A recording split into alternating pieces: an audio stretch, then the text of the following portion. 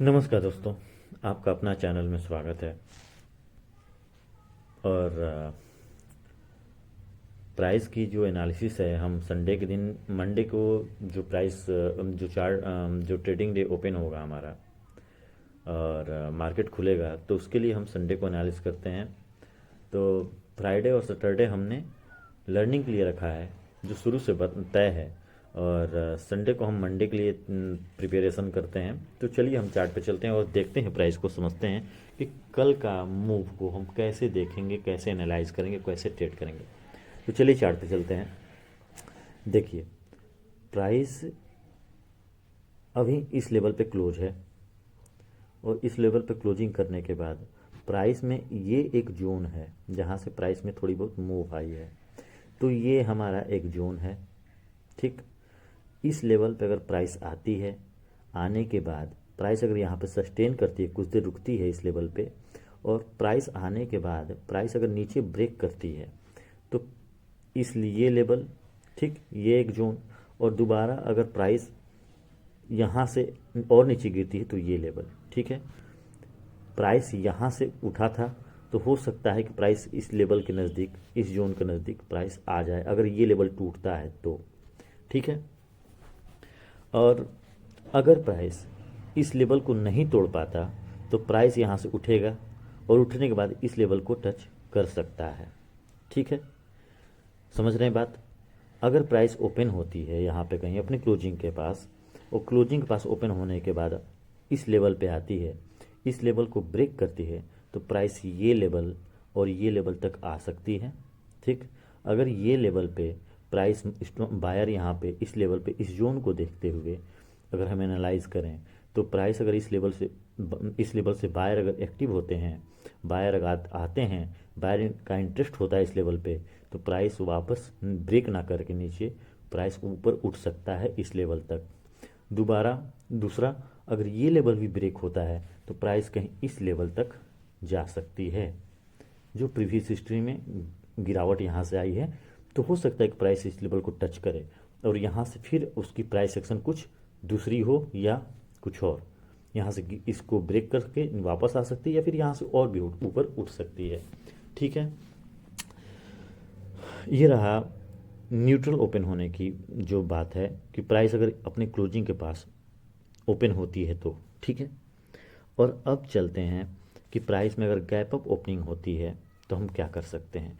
Actually एक और बात कि प्राइस को अगर ऊपर जाना है तो ये लेवल और ये लेवल को तोड़ना ज़रूरी है प्राइस को। दूसरा, अगर प्राइस को नीचे जाना है और तो ये लेवल और उसके बाद ये लेवल बन, क्योंकि यहाँ से गिरावट आई है तो ये लेवल इंपॉर्टेंट है टूटने के लिए। प्राइस को अगर यहाँ से टूटती है तो यहाँ तक जा सकती है। इससे अगर ज़्यादा गिरावट तभी संभव है जब ये लेवल टूटेगा, और प्राइस में ऊपर उठने के चांसेस तब हैं जब ये लेवल ब्रेक होगा, ठीक है। क्योंकि ये मेजर डिमांड है, ठीक है, और ये मेजर सप्लाई है और ये हमारा मेजर डिमांड है कुछ आसपास, ठीक है। ये हो गया न्यूट्रल ओपनिंग की। अब हम चलते हैं अब हम चलते हैं गैप अप पे। तो इसको मैं क्लियर कर देता हूँ। और गैप अप में क्या सिचुएशन है, तो गैप अप को हम देखते हैं कि गैप अप अगर इस लेवल को ब्रेक करता है प्राइस, तो यहाँ पे नज़दीक में हमारा स्ट्रॉन्ग सप्लाई जोन है, जो कि प्राइस अगर गैप अप यहाँ से ओपन होता है तो हो सकता है कि प्राइस यहाँ से वापस गिरावट आए, और अगर गिरावट आती है प्राइस में तो यहाँ तक वापस प्राइस आ सकती है या फिर अपने प्रीवियस क्लोजिंग के पास जा सकती है प्राइस गिर के, ठीक है। दूसरा, अगर गैप अप ओपनिंग के बाद प्राइस में अगर इस लेवल पे होल्ड करता है या अपने क्लोजिंग के पास होल्ड करके प्राइस उठता है तो वापस अपने इस लेवल तक जा सकती है मेजर सप्लाई के पास, और ये ब्रेक होता है तो प्राइस में और ऊपर जाने के चांसेस हैं, ठीक है। तो ये हमारे गैप अप के सिचुएशन हुए। या फिर एक और कंडीशन हो सकता है, प्राइस में अगर ज़्यादा गैप अप ओपनिंग होती है कहीं इस लेवल के आसपास, तो प्राइस में डेफिनेटली गिरावट आ सकती है, ठीक। अगर यहाँ बायर स्ट्रांग हुए इस लेवल पे गिरावट आ सकती है यहाँ से, बट अगर बायर यहाँ पे स्ट्रांग हुए तो प्राइस को स्ट्रांगली रिवर्स कर सकते हैं, ठीक है। ये रहा हमारा गैप का सिचुएशन, जिसको आप 2-3 बार वीडियो को देखिएगा, आप लोगों को बेहतर समझ में आएगा। ठीक है, और अब चलते हैं हम गैप डाउन। तो गैप डाउन में सिचुएशन ये है कि प्राइस अगर इस लेवल को ब्रेक करता है और कहीं यहाँ पे ब्रेक करता है तो गिरावट आने की संभावना ज़्यादा है। और गिरावट अगर आती है, इसलिए ये लेवल ब्रेक होने के बाद तो ये लेवल और ये जोन टच कर सकता है। प्राइस में यहाँ से बाइंग प्रेशर है, तो ये भी हो सकता है कि प्राइस यहाँ से ट्रैप होने के चांसेस हैं। प्राइस यहाँ से कुछ देर होल्ड करके और प्राइस वापस अपने पिछले हाई तक या फिर इसको ब्रेक करके इस जोन तक पहुंच सकता है। ठीक है, या फिर अगर ज़्यादा ही गैप अप डाउन होता है तो अगर यहाँ पे कहीं बाइंग आती है, और सॉरी यहाँ पे कहीं प्राइस ओपन होता है तो बाइंग आ सकती है इस हिस्ट्री को देखते हुए। ठीक है, हमने अगर बाइंग यहाँ से आती है तो बाइंग आने के बाद क्योंकि नीचे गैप अप ओपनिंग हुई है तो प्राइस यहाँ पे हो सकता है कि कुछ देर रुकने के बाद वापस गिर सकती है, या फिर अगर यहाँ पे सेलर इस जोन पे एक्टिव नहीं होते तो प्राइस यहाँ से ऊपर भी उठ सकती है इस लेवल तक। ठीक है, अगर मैं दोबारा रिपीट कर दूं कि प्राइस अगर अपने यहाँ पे कहीं ओपन होती है इस लेवल को ब्रेक करने के बाद तो सतर्क रहिएगा। प्राइस हो सकता है कि ट्रैप करके वापस घूम जाए ऊपर की तरफ। दूसरा, अगर प्राइस यहाँ पे इस लेवल पे गैप अप ओपनिंग के बाद अगर बायर यहाँ पे सेलर अपने इस लेवल को रिस्पेक्ट करते हैं, ब्रेक नहीं कर पाते, तो प्राइस में वापस गिरावट इस लेवल तक आ सकती है। दूसरा, अगर कुछ ज़्यादा ही गैप अप डाउन होता है, गैप अप ओपनिंग होती है इस लेवल पे, गैप डाउन होता है तो प्राइस में बाइंग आ सकती है। बाइंग आने का मतलब ये कि अगर बायर यहाँ तक ये लेवल ब्रेक होगा और यहाँ पे इस लेवल को ब्रेक करके ही प्राइस इस लेवल पे ओपनिंग हुई है, तो हो सकता है कि सेलर यहाँ पे स्ट्रांग हो जाएं। अगर सेलर यहाँ पे स्ट्रांग होते हैं तो प्राइस को वापस यहाँ पे गिरा सकते हैं। अगर यहाँ पे इस लेवल को ब्रेक करता है प्राइस और यहाँ पे बायर अगर एक्टिव होते हैं तो प्राइस को इस लेवल तक टच कर सकते हैं। ठीक है, ये हमारे न्यूट्रल और गैप अप और गैप डाउन तीनों ये कंडीशन मैंने आप लोगों को बता दी। और अब चलते हैं बैंक निफ्टी में। तो बैंक निफ्टी को देख और समझ लेते हैं। ये रहा बैंक निफ्टी का 15 मिनट का चार्ट, वो था निफ्टी का 15 मिनट का चार्ट, और ये है बैंक निफ्टी का 15 मिनट का चार्ट। चार्ट को मैं एक बार क्लीन कर दूं। देखिए, पहले एक चीज़ देख लेते हैं कि प्राइस में यहाँ से गिरावट आई है। ठीक है, प्राइस में यहाँ से गिरावट आई है और प्राइस सस्टेन कर रहा है, बाहर यहाँ पे सस्टेन कर रहा है ऊपर जाने के लिए। यहाँ पे फिर सेलिंग प्रेशर आई है, प्राइस इस लेवल को रिस्पेक्ट कर रहा है और नीचे इस लेवल को रिस्पेक्ट कर रहा है बायर। नीचे सेलर, ऊपर यहाँ पे सेलर रिस्पेक्ट कर रहे हैं, नीचे बायर रिस्पेक्ट कर रहे हैं। तो अब हमको अगर प्राइस को ऊपर निकलना है तो इस लेवल को ब्रेक करना ज़रूरी है।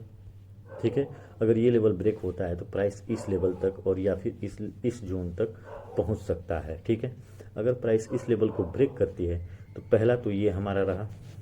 ठीक है, दूसरा, अभी 15 मिनट में हमको ये लेवल स्ट्रॉन्ग दिख रहा है तो ये जोन तक प्राइस आ सकती है और प्राइस यहाँ आने के बाद बाइंग यहाँ से हम सोच सकते हैं। अगर ये लेवल ब्रेक होता है तो गिरावट काफ़ी ज़्यादा तेज हो सकती है। तो चलिए हम इस चीज़ को पहले देख लेते हैं, समझ लेते हैं कि कैसे क्या क्या हो सकता है बैंक निफ्टी में। तो हमने अभी बताया कि प्राइस में ये लेवल स्ट्रॉन्ग है, ये जोन और ये जोन। ठीक है, तो प्राइस अगर ओपन होती है कहीं इस एरिया में,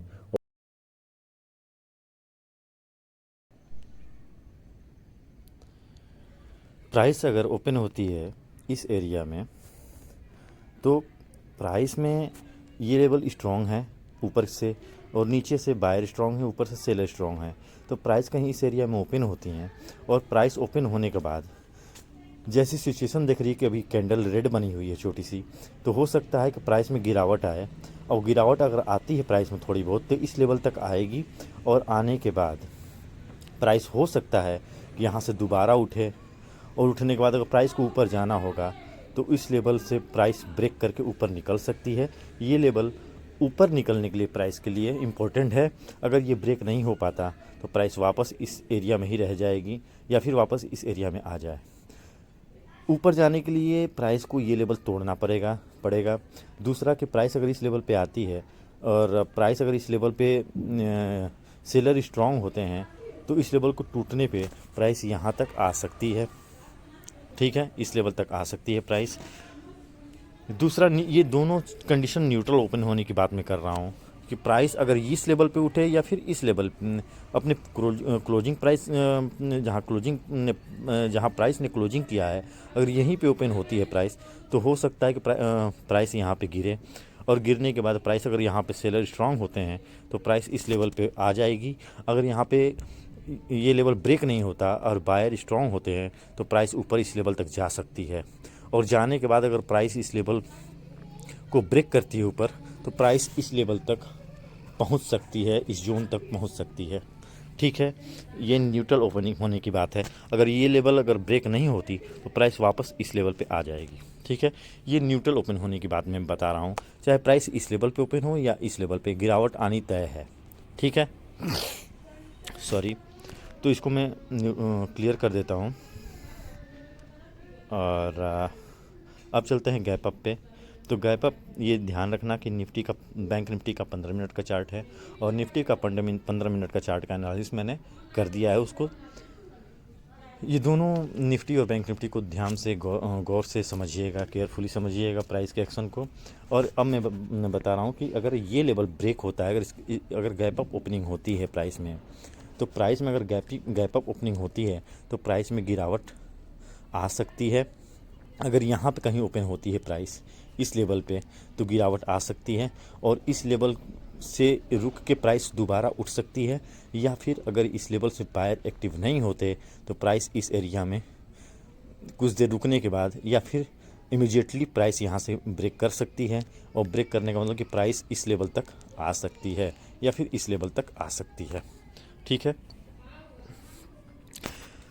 अगर कुछ ज़्यादा ही वो ऊपर ओपन होता है प्राइस यहाँ पे तो प्राइस में गिरावट आ सकती है इस लेवल पे या फिर इस लेवल पे रिस्पेक्ट करके प्राइस कुछ देर रुक के प्राइस दोबारा उठ सकती है। अगर ये लेवल टूटता है ओपन होने के बाद तो प्राइस इस लेवल पे आके रुक सकती है, रुकने के बाद अपनी प्राइस सेक्शन ऊपर की तरफ कर सकती है।